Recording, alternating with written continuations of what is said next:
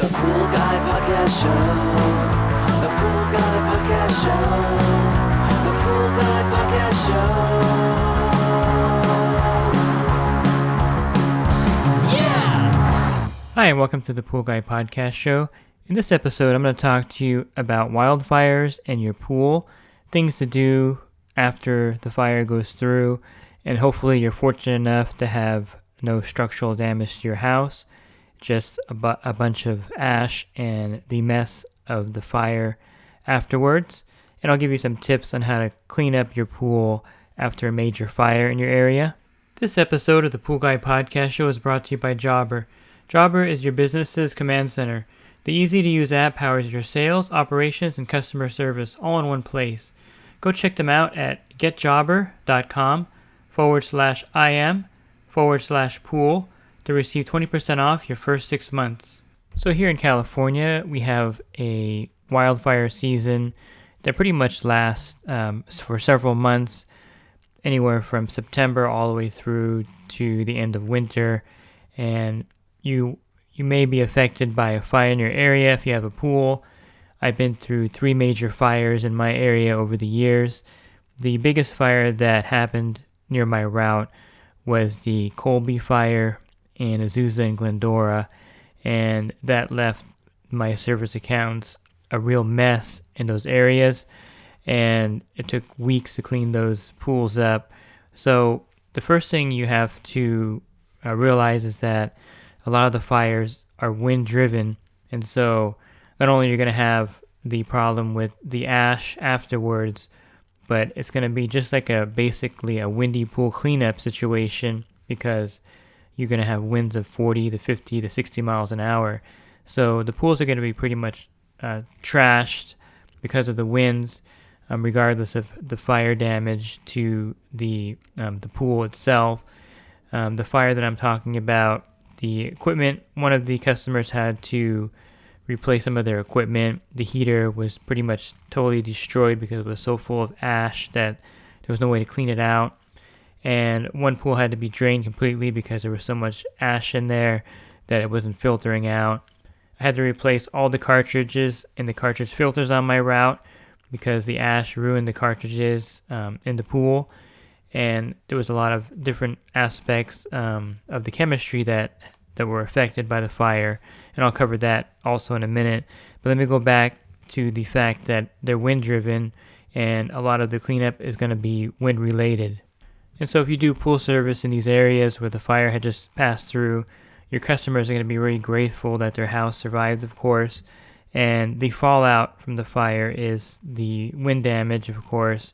So you'll do the typical cleanup that you normally would do for a windy pool service. That is getting all the surface debris cleared. And I have a rule to spend 25 minutes per pool.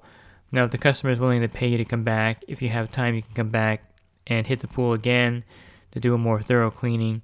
But typically, if the customer really wants to help you out, they can skim some of the surface for you. They can empty the baskets out and things like that, so that you just have to focus on the bottom. So one of the things you're going to have a problem with is all the ash in the pool. So once you get all the leaf debris out, and hopefully you have some type of vacuum system, the Riptide, the Hammerhead, the Power Vac, or the bottom feeder, to help you with the leaf debris in the pool. And that way all you're left with is the ash. Now, I don't recommend using the customer's filtration system to get the ash out of the pool. Unless they have a sand filter, you could put it in waste. You could vacuum the waste, and you could vacuum all the ash out of the pool. But in my area in Southern California, the sand filters are very rare, and the majority of the filters are either DE or cartridge, so you can't really vacuum out the waste in most cases in my area. So one thing that I recommend you do is you get a portable pump, or you can build one. And if you go to my website, I have a web page that shows you how to build a portable pump. And you can find this under Pool Care 101 on my website, swimmingpoollearning.com, and a portable green pool cleanup pump, which comes in really handy for a fire situation. So I like the Hayward SP1580 Power Flow LX Series 1 horsepower pump. It comes with a 6-foot plug-in cord, And even though it says it's for an above ground pool, you can definitely use it to vacuum out your in-ground pool. You may need to build a check valve for the front of the pump because it's not self-priming, and you may have trouble priming it in some cases. One trick is to use all new hoses, so have a really good hose in front, pool hose in front, and one coming out of the top that's really sealed. And then this is a great way to pump out all the ash in the pool without using the customer's filtration system, which will definitely be clogged up with all the ash. It's definitely a huge amount of the ash in the pool, and I don't recommend using the customer's filtration system to remove it because you're going to clog it up. And like I mentioned at the beginning, if the fire is really severe, the cartridge filter will be ruined anyway, so it's not going to be effective in vacuuming it in there. So what I did during the fire problem that I had in my area, the ash is the main thing, and it also happened prior to this in Pasadena with the fires burning by the Griffith Observatory. All the ash was in the pool, and you don't, again, want to use the customer's system because you'll just clog it up, and it's not meant for that kind of the fine particle debris that the ash creates. So, even a sand filter will have trouble with the ash because it's too fine of a particle. It'll go through in many cases right through the sand filter. So the portable pump is a great way. You just pretty much pump it out of the pool. You're going to lose maybe an inch of water, but you get all the ash out, and you just pump it out into the yard or into the sewer to get rid of all that, and it's highly effective. So if you're in a fire area, definitely invest in making a portable cleanup pump. I believe, just all the parts with the pump itself is under $300 to do everything with a check valve, so it's really affordable. If you wanted to purchase a cleanup pump itself, a filtration system, Advantage Manufacturing makes two very good portable filtration systems. This has the pump and the cartridge filter on top. We can also vacuum the waste with these particular pumps. They come in handy for other cleanup jobs, and they have the Mini Vac 2 and the Power Vac. And if you mention that you do pool service for a living, they'll give you a wholesale price on the unit, and definitely check out that if you want a unit that you can use for other things besides just fire cleanup, but green pool cleanups, or if the customer has a equipment situation where it's not running, you can definitely use the portable filter and pump to maintain their pool and vacuum it out.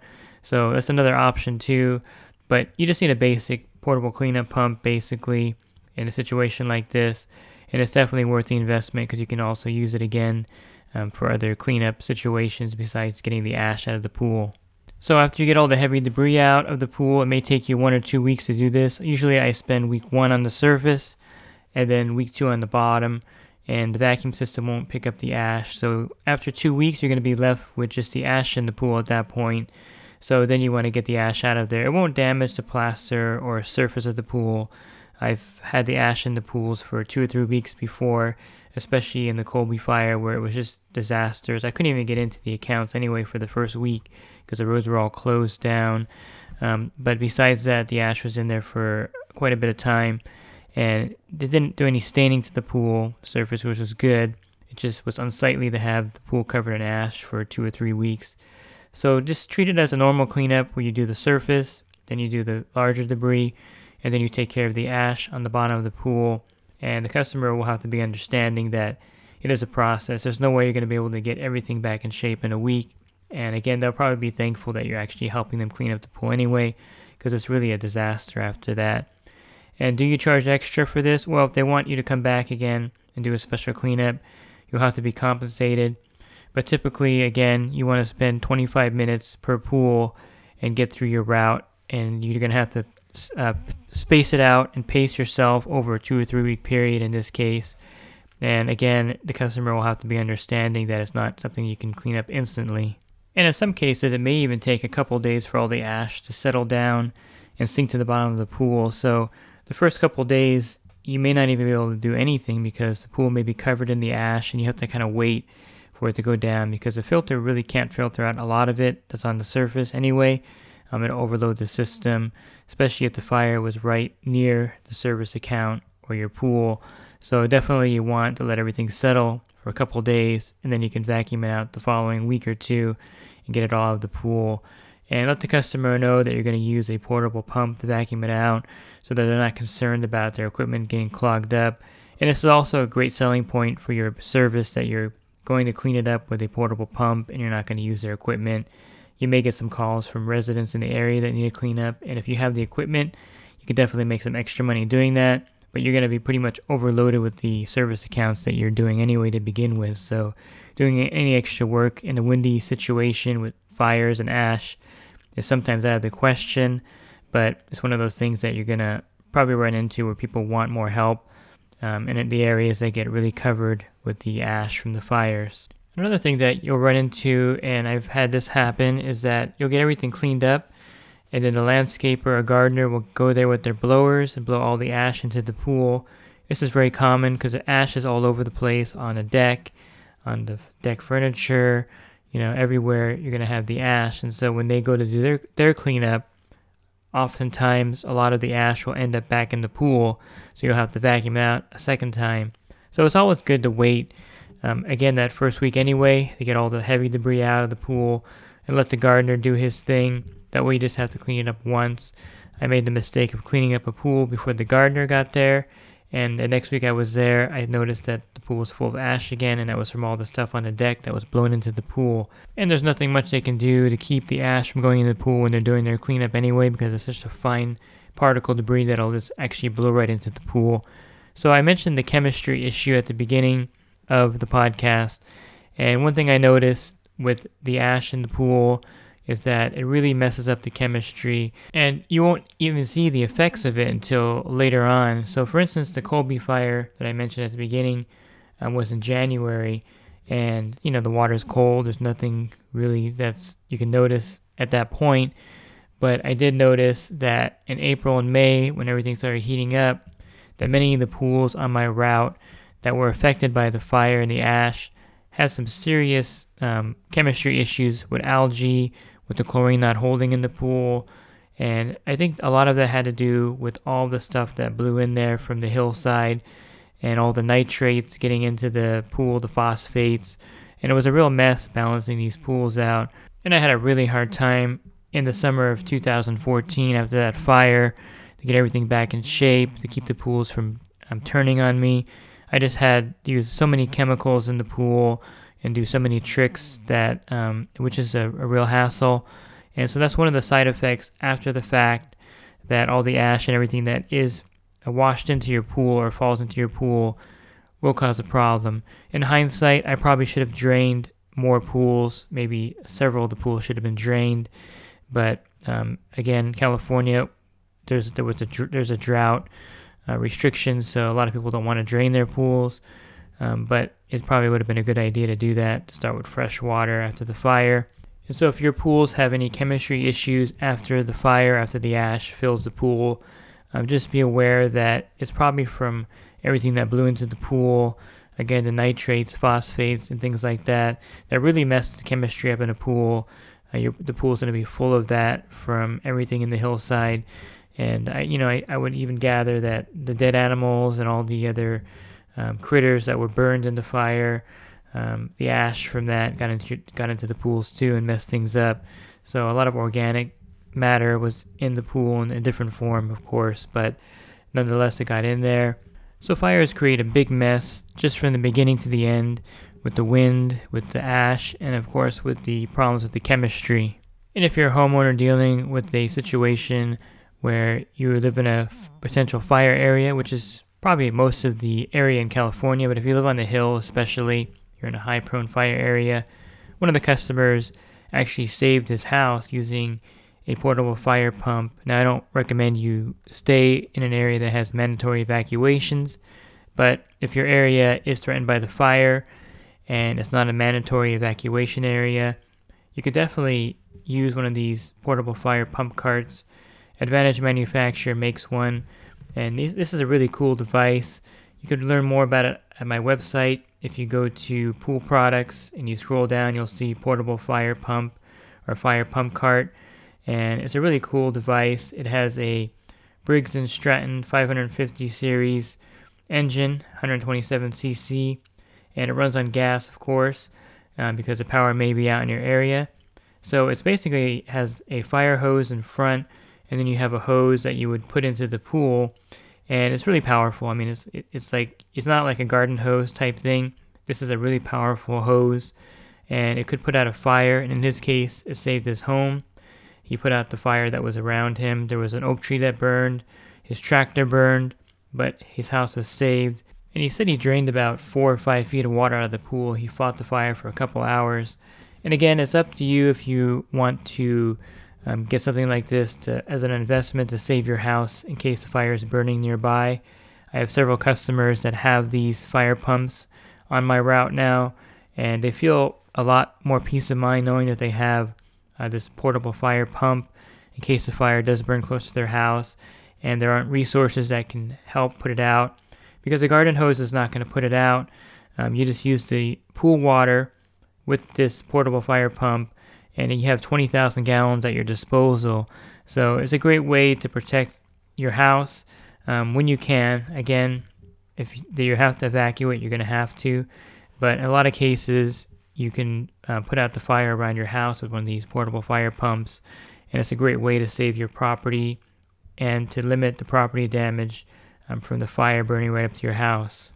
And one of the nice features of the portable fire pump is you can actually buy the Barricade fire gel retardant, and you can actually spray it all around your house before the fact of the fire getting there. So it has a dual purpose of preventative measure, and if the fire does get close enough, you can actually use this fire pump to put out the fire close to your house.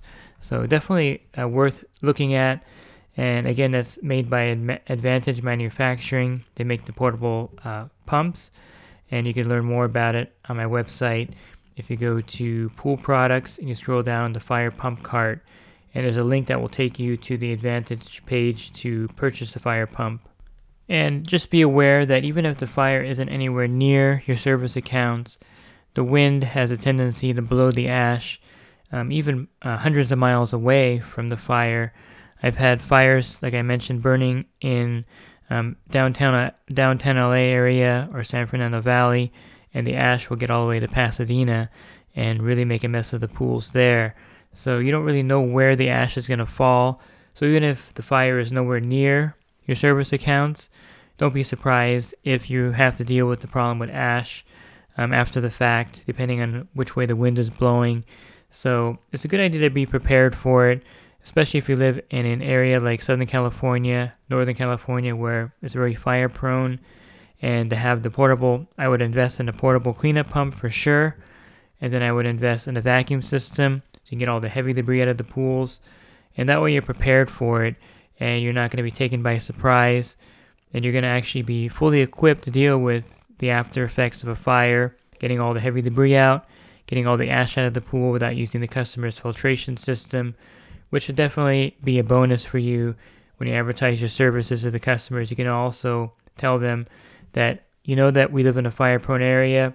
If there ever is a fire in our area, or if there's ever ash in the area from the fire, that you have the equipment to clean it up without using their filter and pump. So a great selling point for a service company that services areas where you may have a fire at one point or another. And one of the odd things that's happening too in the fire-prone areas is that Southern California Edison and PG&E up north, Northern California, is cutting the power off to the residents. So besides dealing with the fact that you have all this mess from the winds and the ash, you're not going to have power at the customer's equipment anyway. So you may not even be able to use your portable cleanup pump for a week or two, depending on how long the power is off for.